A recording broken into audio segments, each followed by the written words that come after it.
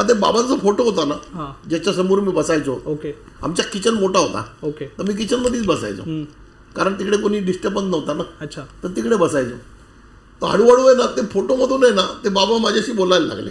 अच्छा म्हणजे असं असं प्रत्यक्ष वाटायचं का बोलताय. ओके तर असं बोलले एक दिवस मला बोलले का तुला प्रसाद खायची का प्रसाद. हां तर मला वाटलं काहीतरी आता लाडू बिडू निघेल बरोबर फोटोत आपण असं पिक्चरमध्ये विचार बघितलं करतो असतं ना. विचार करतो हो तर म्हटलं हो बोला त्या टोकरीमध्ये ठेवली खा. ओके मी बघितलं तर ते एका जाग्याला एक टोकरी पडली होती आणि त्याच्यावर कपडा होता.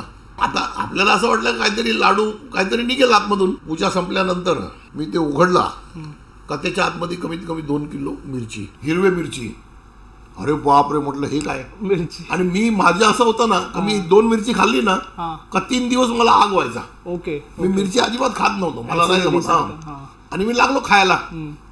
तुम्हाला खरं नाही वाटणार त्या मिरचीमध्ये मिरचीची वास नाही ओके मिरचीची तिखटपणा नाही. ओके ते असं वाटतं का काकडी खातो म्हणून.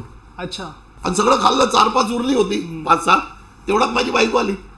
अरे बघते अरे हे काय म्हणतो वेळा झालाय का आता डॉक्टरकडे चल म्हटलं एवढं मिरची कोणी खातो का. अरे म्हटलं तिखटच नाही खाऊन बघ. अरे काय म्हणतो मी आचार बनवायला घेतला बघून घेतलाय तिखट आहे. बरोबर बरोबर अरे म्हटलं नाही तू खाऊन बघ. त्यांनी खाल्लं आयला तिखटच नाही. ओके